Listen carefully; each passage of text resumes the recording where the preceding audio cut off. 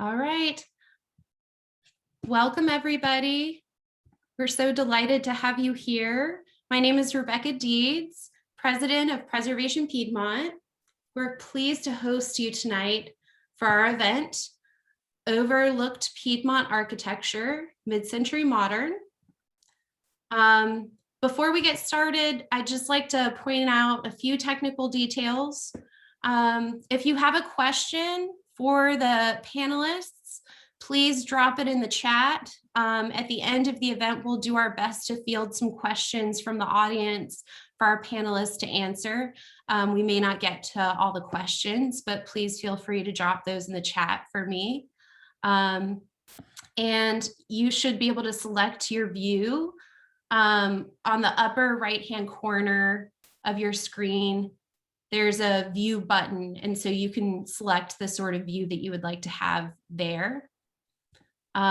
Preservation Piedmont is a grassroots, all-volunteer nonprofit dedicated to preservation advocacy and awareness in the Virginia Piedmont. This virtual discussion on mid-century modern architecture in the Piedmont will be led by Richard Guy Wilson, a noted architectural historian and Commonwealth Professor of Architectural History at the University of Virginia and Preservation Piedmont board member. Jeff Dreyfus of Bushman Dreyfus Architects and Mary Joy Scala, former preservation and design planner for the City of Charlottesville and former Preservation Piedmont president, will join Richard for a panel discussion after his keynote. We've got a packed program tonight, so I'm going to go ahead and turn the mic over to our keynote, Richard Guy Wilson. Great. Well, thank you very much, Rebecca, and thank you all for coming.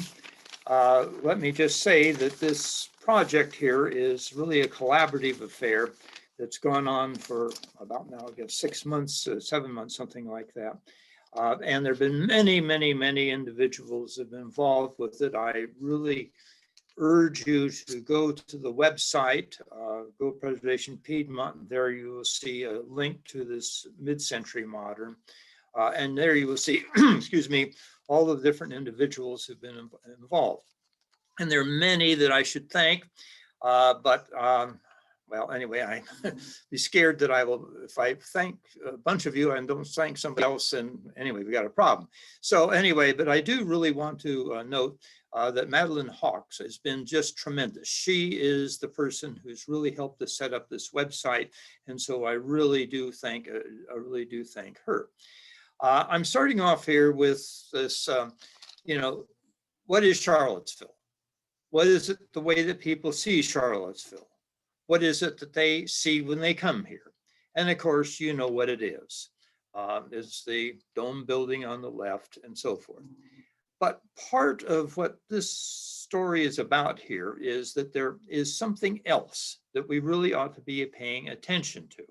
And if you drive around town, and for instance, you get down on the Preston Avenue, you will see this very monumental church designed by Milton Grigg of his firm, Grigg Wood and Brown. And it's a very interesting example of what I would call mid-century modern. And it also has a very interesting story because it is there because this congregation's original site was wiped out when they urban renewed Vinegar Hill. And so you have stories that are behind all of these buildings. But the other point is that it takes, on the National Register, it's 50 years for buildings to be nominated. And so we are now really up into this period here of beginning to look at some of the mid-century modern buildings, that are around. What's going on here? Oh, okay, sorry. And of course, what is Charlottesville? Well, it's that guy living up on top of the hill, or the red brick and the white trim, or the white houses and so forth, and the colonial revival. Now, some of you may know that I have written endlessly on the guy up on top of the hill, Mr. Jefferson, and I've also done quite a bit of work on the colonial revival. and several books and so forth. And it's not that I dislike the colonial revival or hate it, but it just simply that there is something else, that we have wonderful colonial revivals, such as these two examples here, Marshall Wells and Stan Michalski on the bottom, on the left. Michalski, just as a footnote, was one of the first graduates of the School of Architecture when it was established here. But then if you look around town a little bit, you will see something such as on the right, this house for Ted Turner, who was an artist and taught at the university, designed by Freddie Nichols. And Fred Nichols was a architect. He was one of the major historians for many years, but he also was an architect. And this building is certainly not colonial revival in any way. This is a very modern sort of structure.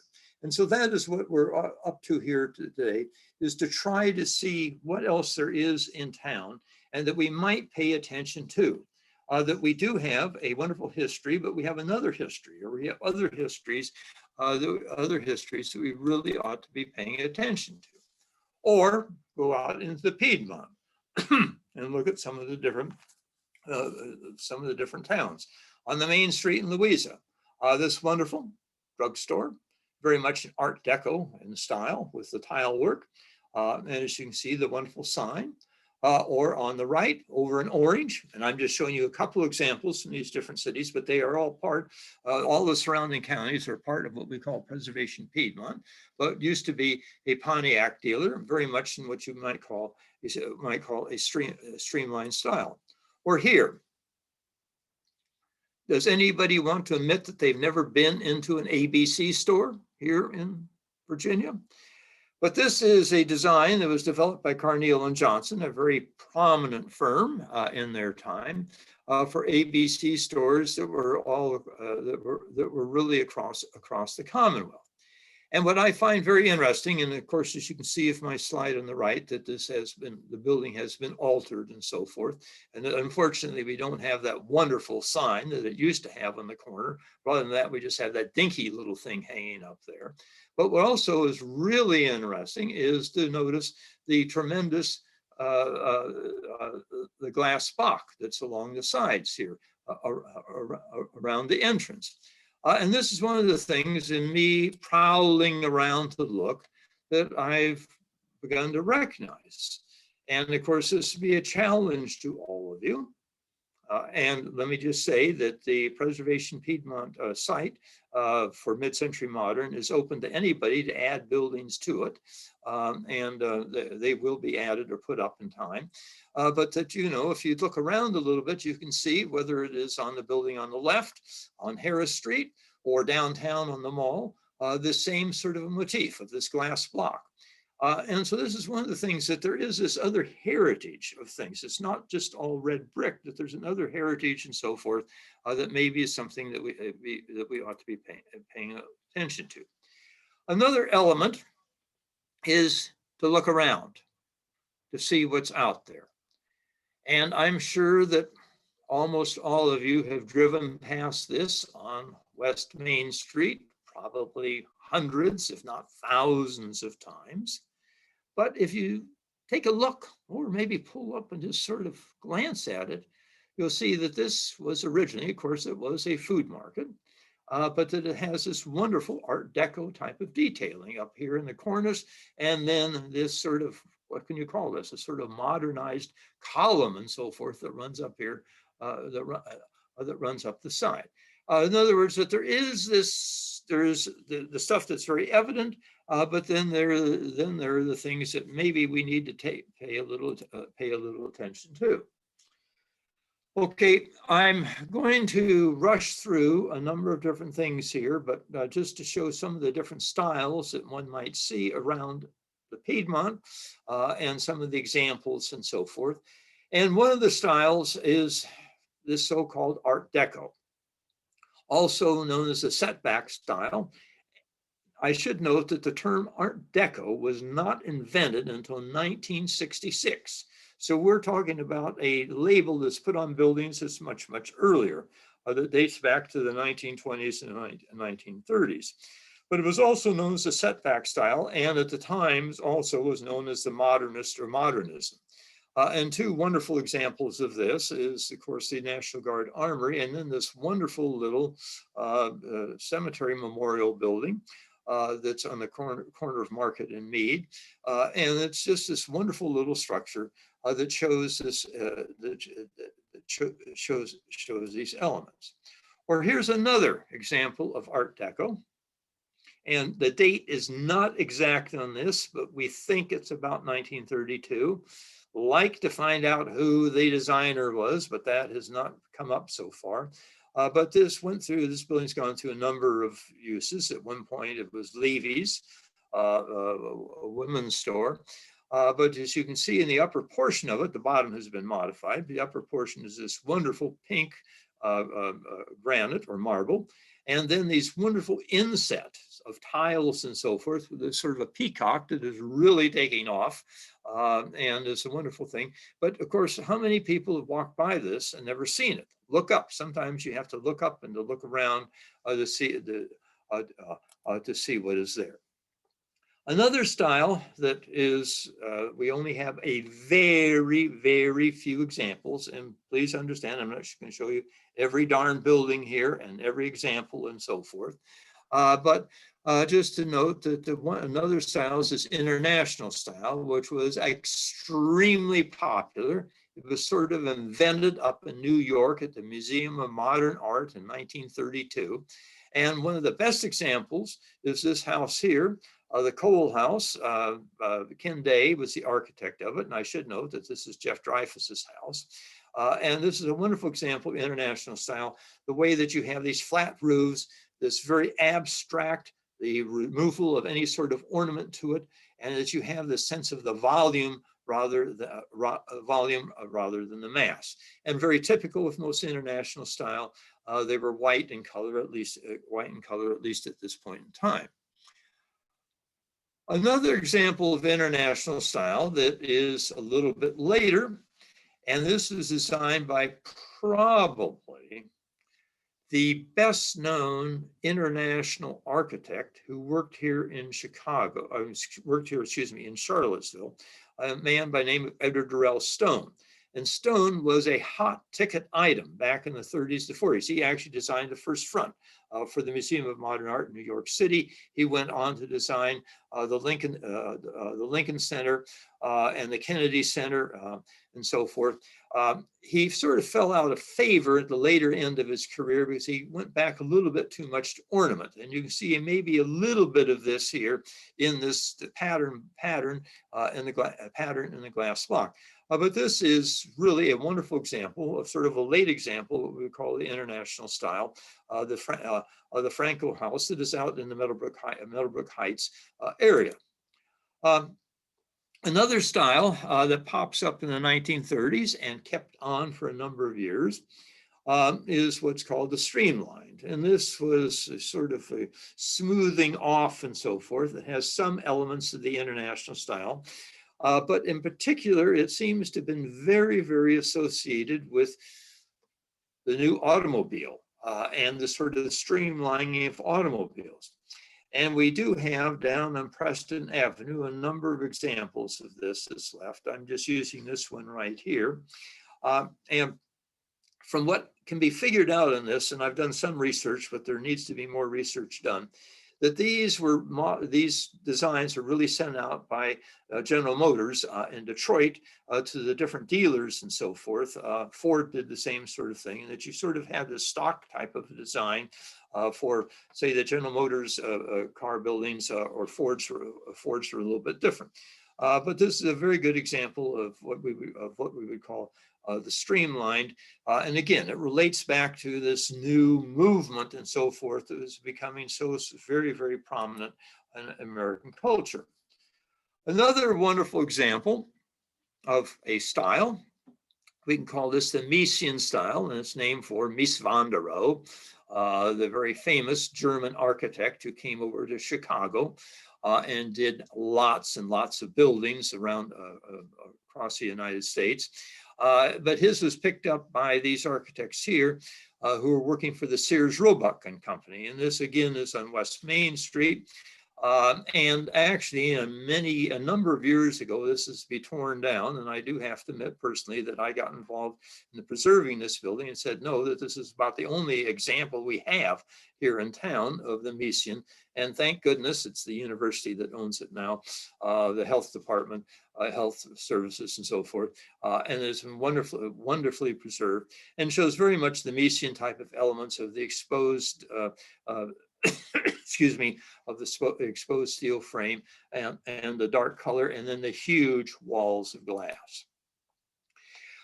We also have in town, and this I need to do, and the group we all need to do a lot more work on, is the ranch house. The ranch house is sort of invented out in California in the 1920s, 1930s, and then spreads east.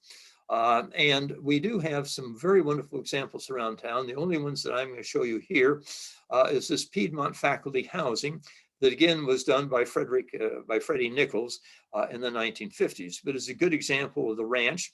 And we have lots of ranches around. The problem is trying to identify dates on these and so forth. And then they get sort of gussied up with other sorts of styles and so forth, colonial and so forth that is applied on top. But this becomes an extremely popular mid-century modern style that you can see all across the United States. But I say the origin is California and shows the way that, well, the California is beginning to take over things. Another mid-century modern, we can call it the abstract or the stripped classicism. And these are buildings that do make a bow in some ways to the classical architecture that have been so much dominant in many of the public buildings and so forth. And still at the same time, the way that they're being cleaned up and that you're getting rid of some of the fussy details of whether it's Ionic or the Corinthian columns and stripping them down. And we have a number of wonderful examples. I'm just showing you two here. But in the Burley School, the entrance in particular, and of course the contrast of the entrance against those wings with the stripped windows off the side is a clear example of this sort of confluence. Or the old Daily Progress building, which is down on High Street, has the same sort of element. They say there's a number of examples of these that are scattered around in the Piedmont. Then there is something else that begins to appear. Today, we might call this postmodern, but let me say that while the term postmodern, if you look it up on the web, they'll say, oh, it begins in the 1950s, but it really doesn't become popular until the mid-1970s. And what it was sort of going after the modern, what comes next. And so sort of bringing back in certain historical types of elements. And so the bank at the corner that's gone through is now Wells Fargo, but it's gone through a number of different examples. You can figure out where Steinbeck and Scribner are getting their idea there. And then a little bit sort of pushing the envelope a little bit on this, but this is the architecture school at the university. But if you look at it there, what it is to a certain degree, it's a sort of the pavilions, those big glass windows up there, and then the march of the columns and so forth, that there is this sort of a reference that's going on to what was going on across the street, but of course being very much modernized. Another popular style that emerges in the 1960s is sometimes called the A-frame. And this is, of course, this wonderful, you can also say that this might be sort of a postmodern Gothic here. But these are the two churches. We've already seen the one on the left, but Milton Grigg of his firm, Grigg, Wood and Brown. I should say that Milton Grigg did many churches across the country, and a lot of them are very much in a much more traditional type of mode. But what you can see here, I think, with both of these is that he is taking the typical and bringing it up to date. But this huge A-frame type of element becomes popular. And it does become popular in houses as well. Now, we are going to go inside. And you go inside these two churches and, well, wow. And I should admit that I am a stained glass freak of the first order. and love stained glass, depending on, it doesn't matter if it's over there in France in the 14th century or Louis Comfort Tiffany, but you go inside these two churches and you can see the way that stained glass has been modernized. And again, I'm not quite sure the whole story on these, but this is another really, really important story that we really need to bring up to date. What exactly to call these buildings here? I'm just sort of making it up, industrial modern, but these of course are buildings that are part of the industrial scene. And of course, this does bring up another theme here in Charlottesville, that we don't think of the city much as an industrial center, or if it's an industrial center, it's just churning out students and so forth. But it does have this very, very, very significant background. And as you go down to the woolen mills, which thank goodness have been wonderfully saved and are now being reused, or over in Harris Street, this addition to the old silk mill complex, you can see that these are very, very modern, very modern sorts of structures. And what is, I think, very important about them is, well, okay, a very famous architect, Mies van der Rohe, God is in the details. It is not just the form of the building, it's the details of the building, whether they're simplified or elaborate, but that is where the story comes. And these huge concrete piers on this 1932 addition to the woolen mills, and I've already showed you that on the right, but that this is very much a part of the whole, very, very much a part of the story.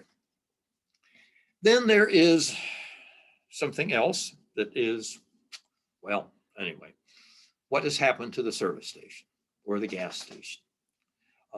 Something that was very much a part of modern design at the time and used. And this one here up in the corner of Market and Mead, which is now, as you can see, is a car repair shop. But that's the way that it originally looked. And that it is through this roadside architecture that a lot of modernism and so forth that came into the American public's eye and so forth, and that they began to understand it. And here's another example. And of course, this wonderful restaurant that's part of the redevelopment down there on West Main Street. But this was originally, it was a Sinclair from circa 1958. And of course, in the pitched roof and the forms and so forth, that fits in perfectly with the tail fins and so forth that are on the cars. And that one can see here the way that there is this interaction and so forth that goes on between what is going on on the street and what's going on elsewhere. And we lost an important one. I took this picture many moons ago, but this used to be out in 29 North. And you can see that you have the old Kmart that is behind it back there. This is torn down, but this is one of about 20,000 enamel paneled service stations that Walter Dorwin Teague, who was the head honcho really of industrial design in this country in the 1930s, the 1940s, very, very important designer. But he came up with this scheme for these enamel paneled service stations, and Texaco, they say, did about 20,000 of these, and it was picked up by others such as Standard Oil and so forth. And it's sort of sad that this is disappearing, because this is an important part of history that has sort of disappeared. Another mid-century modern style is what is now called the Googie, though it has also been termed the Populux, the doo-wop, depending on where you are and so forth. The terms apparently come out of California and the Los Angeles region, and it was applied to a lot of other architecture, but what it's really come down to meaning is, I think, and the way it was originally used, were these sort of designs for places to eat along the roadside and so forth, restaurants and this type of thing. And a good example was the original McDonald's out in California. But we have a couple of examples that have survived unbelievably. In Louisa, as you can see on the left, this is on the right, this is down in Nelson County in Arrington, but good examples of this sort of googie architecture that is sort of what, dismissed, but it shouldn't be dismissed, because once again, this is a part of a history. And of course, we can wipe it all out, but it is part of history. And what is the history that we save? Or here's another good example.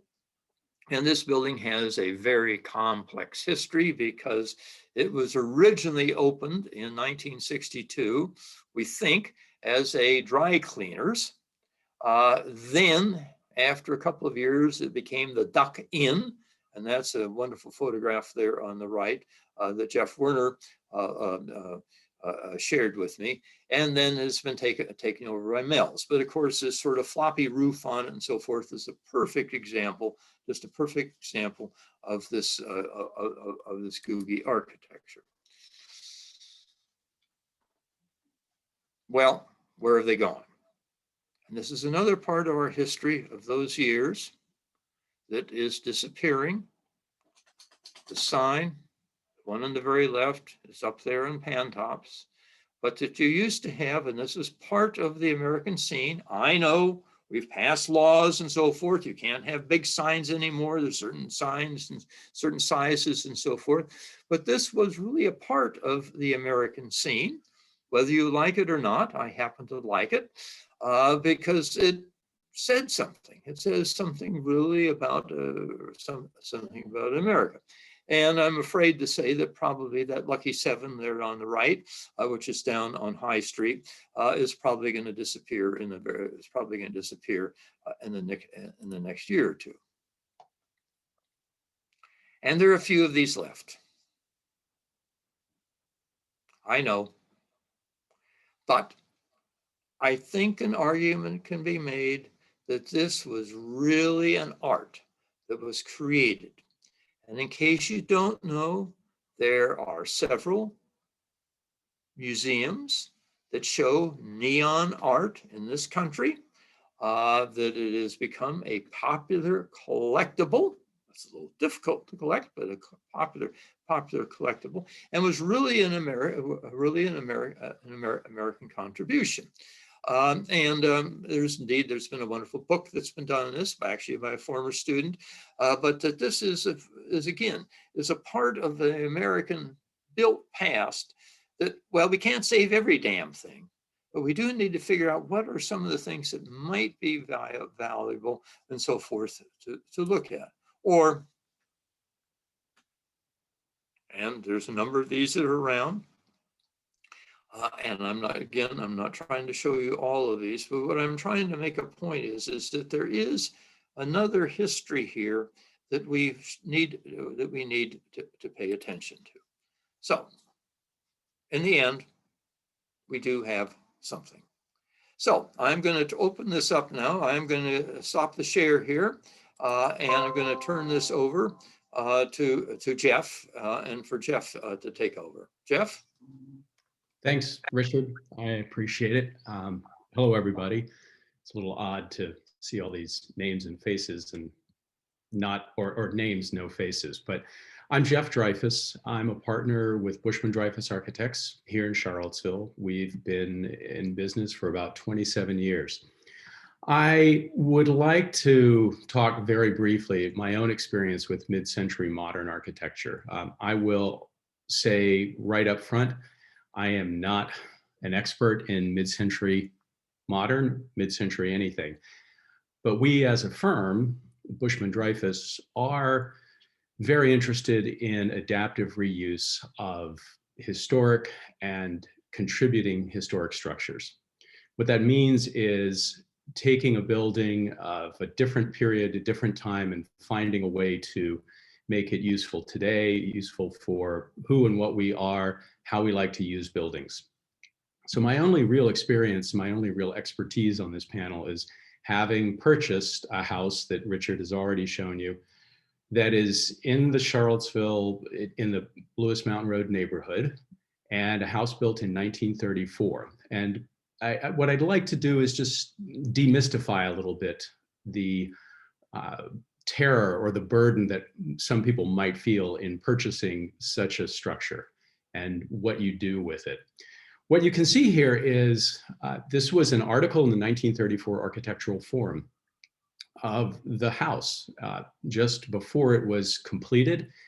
And the article really talked about how it was groundbreaking for Charlottesville. And this is actually a very good representation, probably the best way to see what the original design was. And then if we, let's see if I can do this. Here we go. These are some of the Holtzinger photographs of the house that were taken soon after it was constructed, not unlike the model that we just saw, another angle of it. What I'd like to show you here is what we did with the house. The very light green portion here, I don't know if you can see my cursor or not, but that light part is the house that we purchased.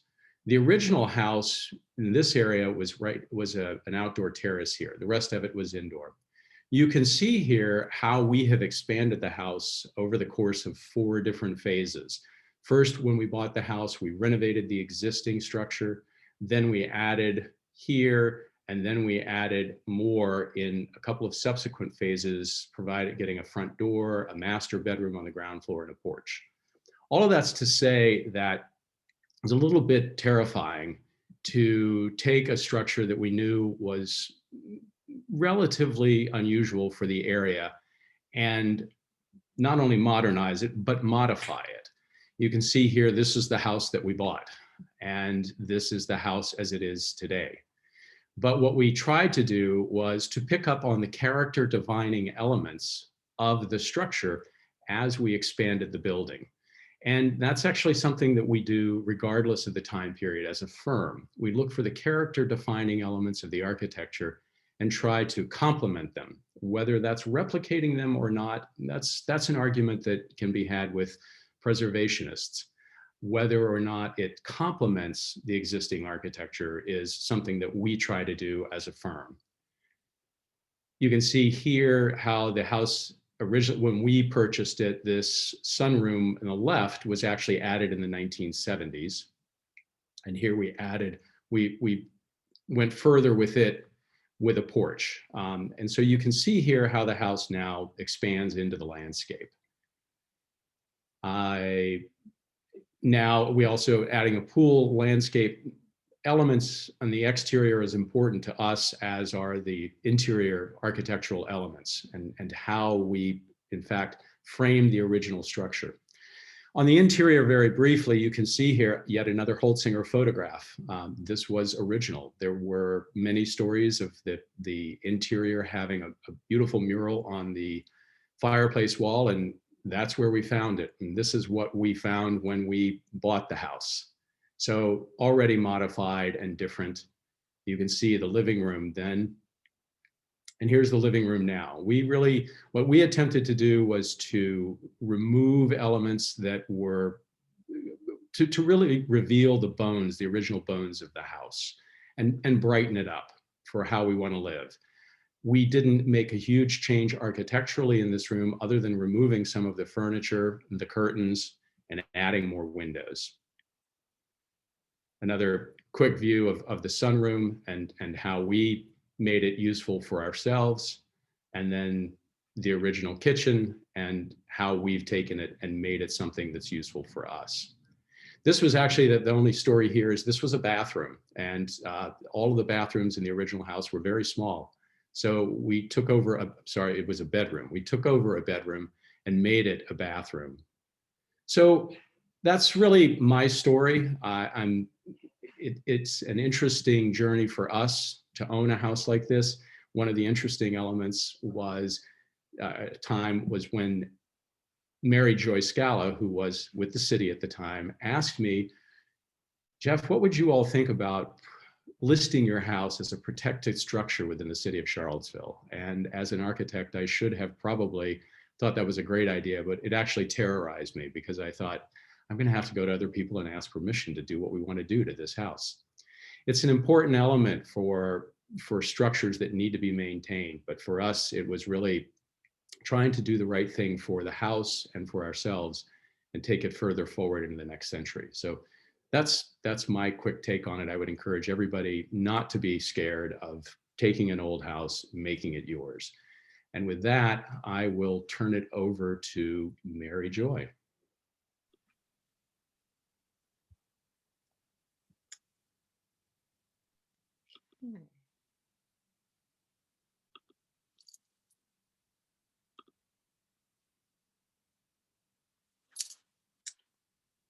Okay, I'm here. Let me get the right view. Okay. Can everyone, I guess you can hear me. So, let's see.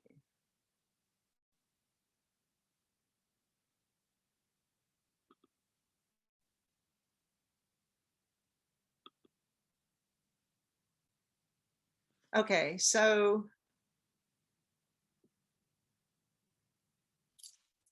I'll start by saying that I just have a few slides, and so I guess you'll be looking at these pictures for most of my talk. But anyway, I would say that mid-century modern is appealing as a style because it feels familiar, and a lot of it was built during some of our lifetimes.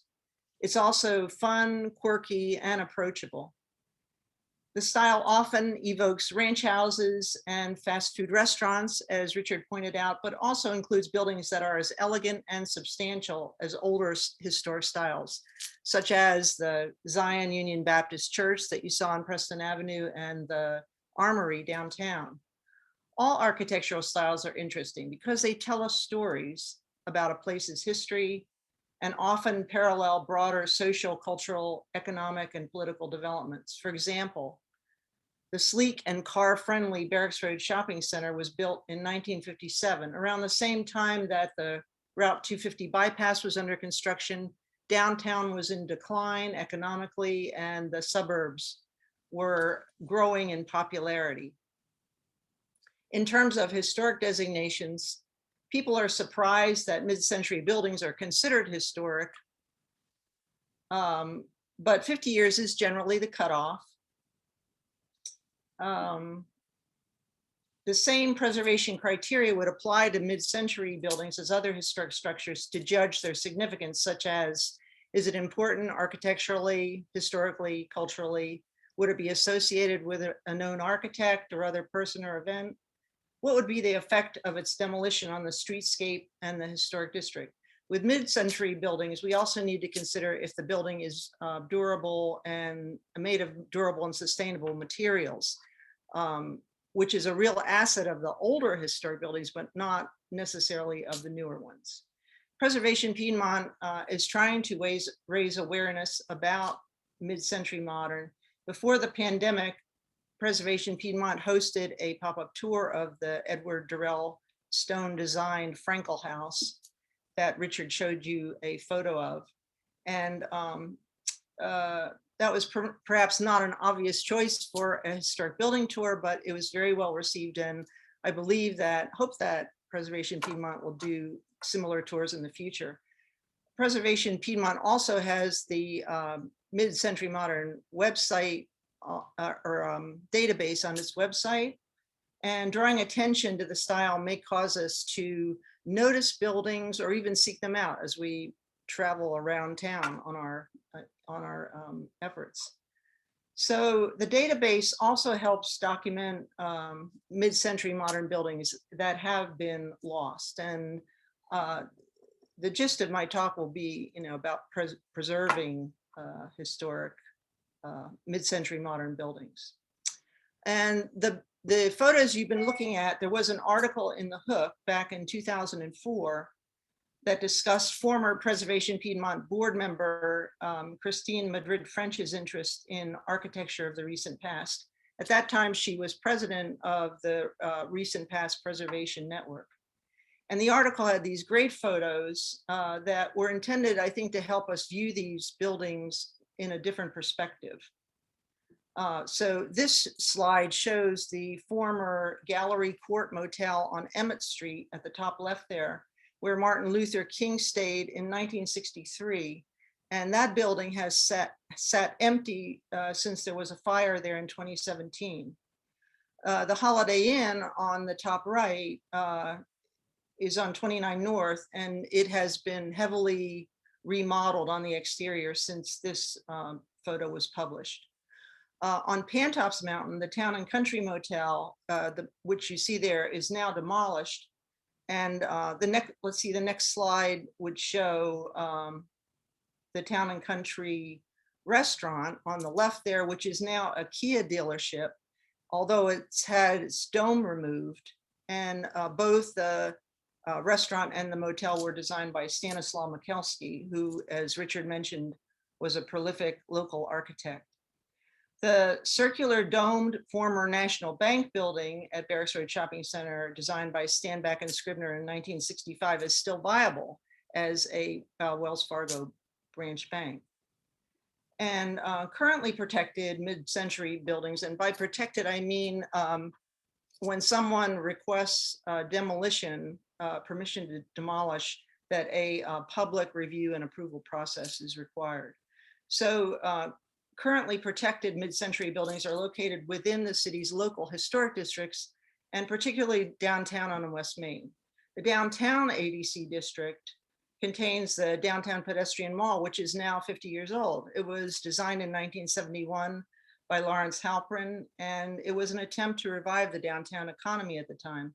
The former Miller and Rhodes department store is still on the mall. The building is, although the business was relocated to Barracks Road Shopping Center for a while. And that's on the next slide. I think you'll see that. That's Miller and Rhodes at the top, and a general view of Barracks Road Shopping Center, which had these very thin and elegant columns, and it's all been renovated and covered up now, but it was really quite fabulous when it was first opened. Let's see. So the Paramount Theater, Levy's Department Store, and the Nook are other protected buildings on the downtown mall besides Miller and Rhodes.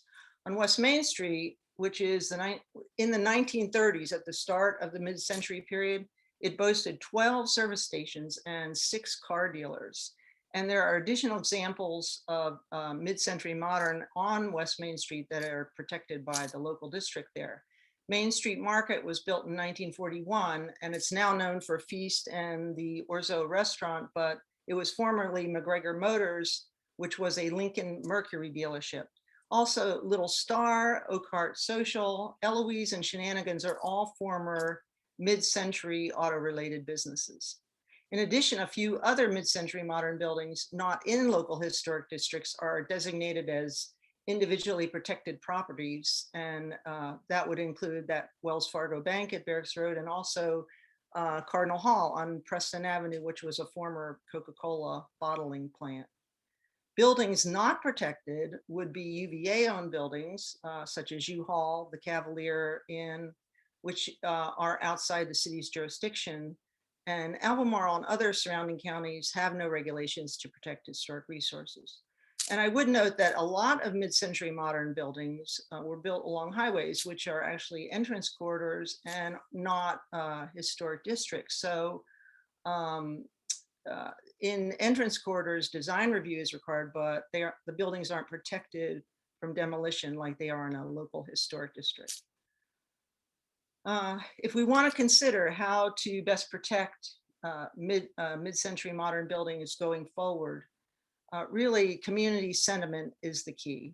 So much has changed in the world since I retired in 2017 from the city. We all understand that historic preservation cannot be considered in a vacuum, And it must be looked at in relationship to other community needs like affordable housing, economic development, and social equity.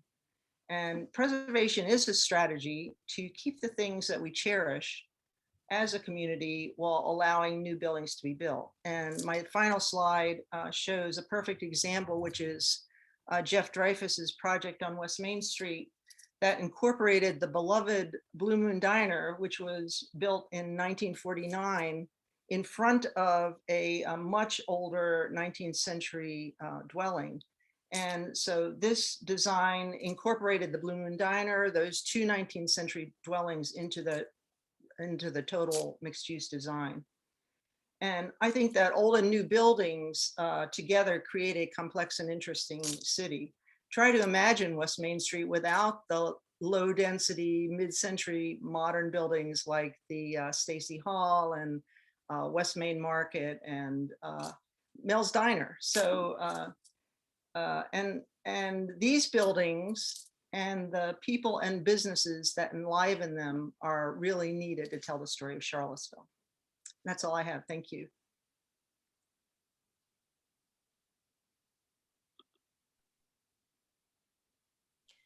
Thank you so much, Mary Joy, and to all of the panelists. Now I would like to invite you all to have a discussion together and participate. Our guests, please feel free to drop questions into the chat if you have them. I actually have a question to get us started, if I may. For Jeff, I'd like to know what it's like to live in that house, and if you can always keep it so perfect and beautiful like that. Well, that's if you want to live as a minimalist, you better have a whole lot of storage space, and that's the one thing we designed into it. The house is amazing. It feels extraordinarily modern. People that come here can't believe that it was built in the 30s. The amount of window daylight that comes in, it was beautifully sited so that it faces south, and we get all of the benefits of solar gain in the summer. I'm sorry, solar gain in the winter, and the shading of the pergola in the summer. It was a really beautifully designed house, and it does require ongoing maintenance. Just this week, we finished insulating all of the original parts of the house, which we didn't do originally. So it's an ongoing thing, but it's very well built. We feel very fortunate to be here. Well, thanks for that. I have a few questions coming in now. So let's see. Here's a question for the panel from Ellen. I live in a ranch home. It's a style I was ambivalent to at best, but I've come to appreciate the history of the style. Do you have any advice or experiences you'd like to share about planning landscaping that complements the historic style while also thriving in the Virginia Piedmont climate? So who would like to take that one? I don't know much about landscaping, but I do think it's interesting that a main feature of ranch houses, and as Richard said, they began in Southern California, was that they all tried to incorporate the outdoors. So they might have had large windows or a U shape or patio doors, but there was something that made that connection to the outside. So I think that the question about landscaping is really appropriate, to try to make that connection. Yeah, I'll just in on this. As I say, the origin of the term and so forth is Southern California, and that some of the earliest major designers, the books and so forth, come out of the Los Angeles area. But the real issue is that the ranch house is usually a single-story building with a couple of big windows in it that look out and make a connection. I don't think you want to do a desert landscaping here in Charlottesville. I think that you need to think about what is the appropriate here, and our view here, I think, is much more that you have views that probably, depending on where you are, but if you're in Charlottesville, you probably have a ravine right behind your house somewhere, but that you do have this this view to trees and so forth that go beyond. All right, Jeff, do you have? I would say anything that, as Mary Joy pointed out, anything that draws your eye out from the house, a focal point, anything that gets your mind and spirit beyond the confines of the home, that will draw you outdoors, would be a great addition to a ranch house. And any outdoor living spaces, no matter how modest, you might be able to have adjacent to the house, so that living inside and outside concurrently would be a great, likely a great addition to any ranch house. Great. Well, so we've got lots of good questions coming in. So let's see. Here's a question about how does one turn their mind to recognize the beauty of old buildings? How do you train yourself to start paying attention to these structures and to see these assets? Richard, do you want to take that one? How do you train yourself? Well, you go out and look around. You walk the neighborhood. Or the neighborhoods, and drive around and take a look and just try to see. I mean, it doesn't hurt to take a class in history of architecture, or many, because the whole field has so expanded and so forth. And should keep in mind that for many years, what was considered to be architecture was more the elite buildings, the buildings that were at the top of the scale. And architecture didn't pay much attention to, I mean, the traditional view of architecture, you go back to Vitruvius, was that a person that not only designed but built, but that is no longer, but also it became much more of this elite. But in recent years, and I'd say this is the past 30 or 40 years, we've really widened out the field of whatever it is that we're looking at, and that we do look at the roadside and so forth. And it isn't, what I'm was trying to do in my talk say is, it isn't just the fancy stuff, it isn't just the houses, it isn't just the big commercial buildings, that it is the entire man-made landscape that we have to be aware of, and then try to figure out what are the things that are really important there.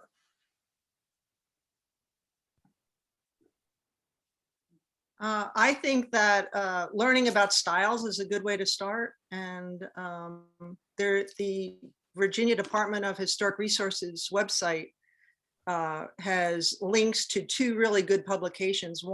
And they're done by DHR staff. And one of them runs up to 1940, and then the other one is more modern. It's 1940 forward. But they give descriptions and photos of buildings. And when you start to learn what a style is, you start to look for the elements that define that style. And around here, I think you could really, get lost in something simple like brickwork, the brickwork patterns. I know when I first learned about them, and glazed headers and the different, Flemish bond, I thought that was really interesting. And I don't know. I think just reading, like Richard said, about, or taking a course so you learn about the styles, is a really good place to start. Well, so here's sort of a practical question about what is in the Miller and Rhodes building now? Does anyone know?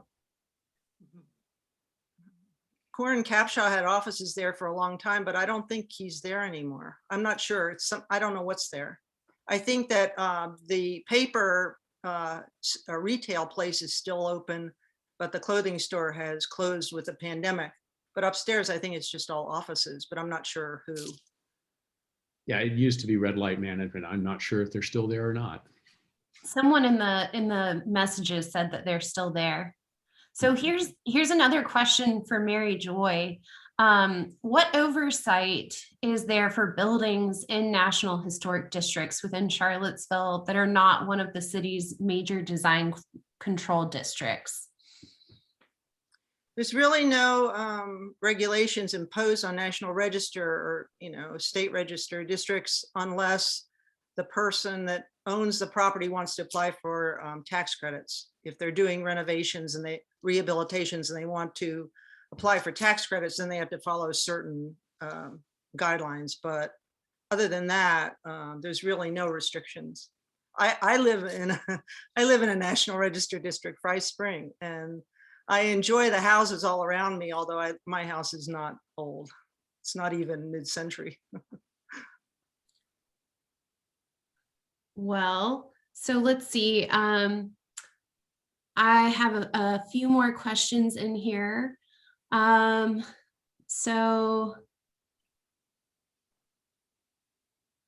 there's a question about the psychology of architecture, which is interesting. If there are records, from the 30s through the 60s, where people said, I love living in these cute houses, in these houses. I love walking through this town and looking at the buildings. But the question is really, do we love architecture only in retrospect, only when, something that we didn't realize we appreciated until it's no longer there, until it's been demolished? I don't know if anyone has a comment about that question. Well, it goes both ways, I think. I mean, there are buildings that are brand new that we do like and so forth, some. And at the same time, it does sometimes happen that something grows over a period of time. And I mean, what I was trying to just suggest is with mine that there are buildings that, like Jeff's house, that were recognized at the time. It was a well-known house and so forth, or the Frankel House by Edward Durrell Stone. But there are others that it takes a little bit of time to begin to recognize that there might be something there. Or Googie architecture, something like that. I mean, do we wipe it all out, or do we try to understand it a little bit and say that there might be something that's good here? I think there's a lot of emotion attached to buildings from a simpler time.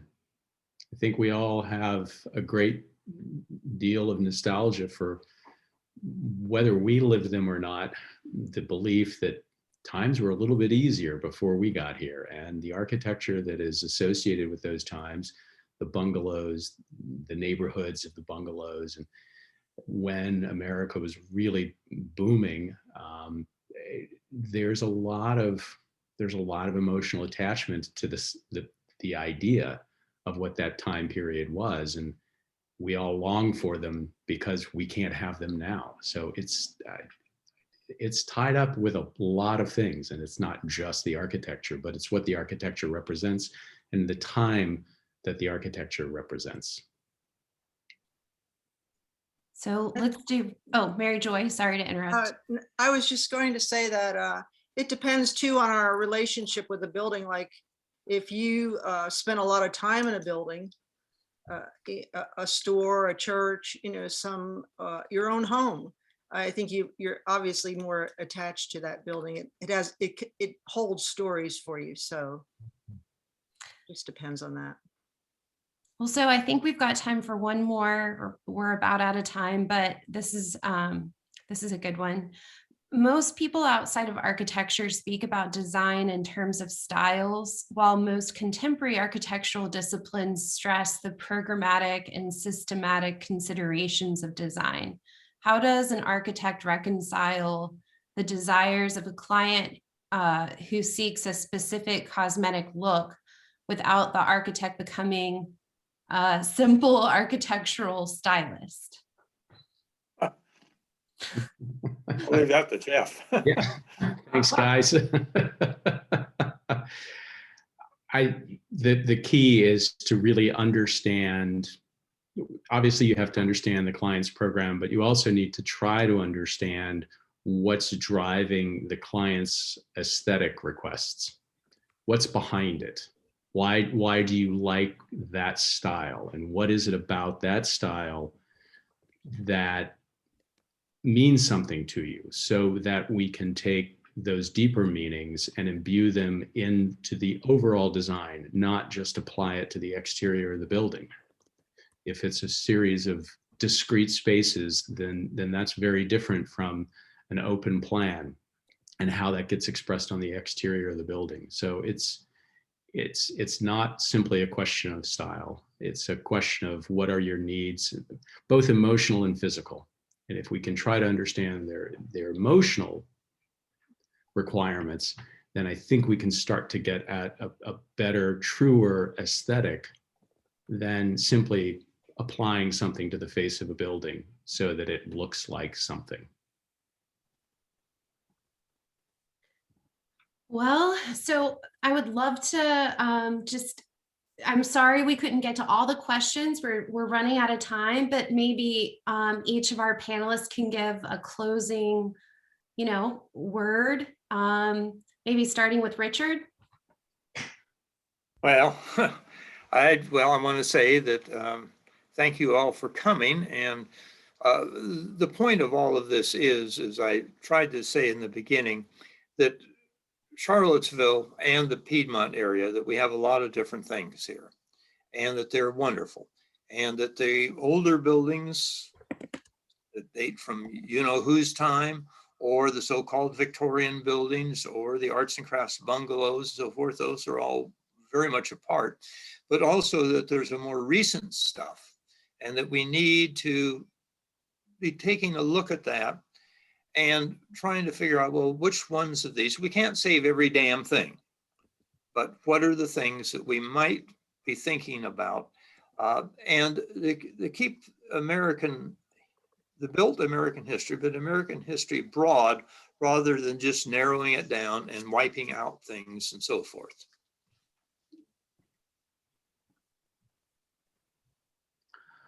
I'll just jump in and thank you all for attending. The fact that there were 80 some odd folks on this shows an interest in the period of architecture. And I just encourage everybody to keep looking around, not just at mid-century modern buildings, but all of the variety. We really do have an amazing variety of architecture in Charlottesville. It's not just red brick and white columns, but we've got to slow down a little bit and take a look and see what's there. So encourage everybody to keep looking, and thank everybody for their efforts on trying to draw our attention to these pieces of architecture and the history that goes with them. And Richard, thank you very much for the talk. Well, thank you. And I'd like to thank Rebecca, Richard, and Jeff. And I want to say to Jeff, I'm happy that you got to add on to your house without any kind of oversight. It just looks beautiful. You did a great job. Thank you. Well, I want to thank all three of you. This has been really wonderful. And we at Preservation Piedmont are so appreciative of just to have your knowledge and expertise and enthusiasm for preservation and for our mission. We're so grateful for your participation in creating and facilitating and managing this event. And thank you to our audience. Please check out our website at Preservation Piedmont. I think it's a .com. Just Google Preservation Piedmont. If it's a .org. And let me just say, if you're not a member, sign up. So another piece to add too is that we waived membership fees for 2021 in response to potential financial hardship that folks might be facing in light of the pandemic that we're all struggling with. And so this is a great year to become a member and check us out.